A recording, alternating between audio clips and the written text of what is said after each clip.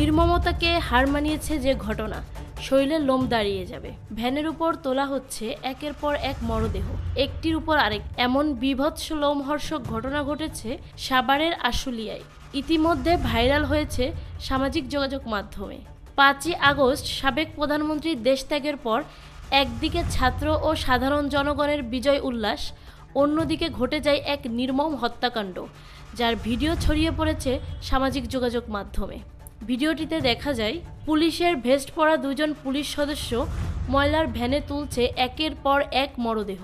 ময়লা চাদর ও রাস্তার ব্যানার দিয়ে ঢাকা মরদেহগুলো।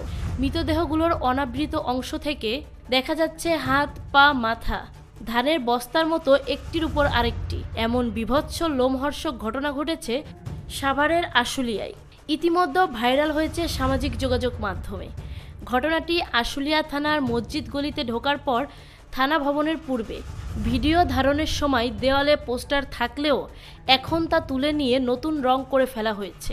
ভিডিওটি থেকে একজন পুলিশের পরিচয় নিশ্চিত হওয়া গেছে। হেলমেট পরিহিত পুলিশ সদস্যদের একজন ঢাকা উত্তরের গোয়েন্দা পুলিশের তদন্ত কর্মকর্তা আরাফাত হোসেন।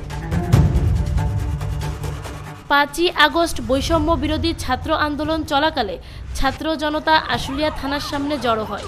পুলিশ তাদের লক্ষ্য করে গুলি ছোড়ে, ফলে আন্দোলনে অংশ নেওয়া অনেকেই গুলিবিদ্ধ হয়ে মারা যায়।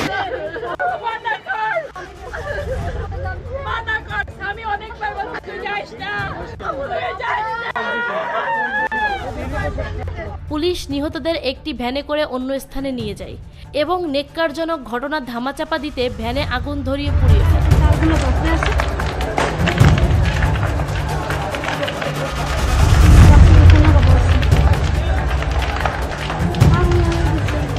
এলাকাবাসীর সাথে কথা বলে জানা গেছে, থানার ভিতরে আগুন জ্বলতেছে, আর এই ওভারব্রিজে দুজন পুলিশ মেয়েরা টানায় রাখছে। এখানে আমরা তো তখন ভেতরে ছিলাম, তো গুলি তো ঝড়ের মতো একবারই গুলি হয়েছে বাতাসের মতো। এখন ভেতরে তো ভয়, তার মানে ভেতরে আছি, কাক কোথায় কখন লেগেছে, আমাদের দোকানপাট বন্ধ ছিল। এসব হত্যা তদন্তে পুলিশ প্রশাসন কি ব্যবস্থা নিবে তারই অপেক্ষায় নিহতের আত্মীয় স্বজনেরা।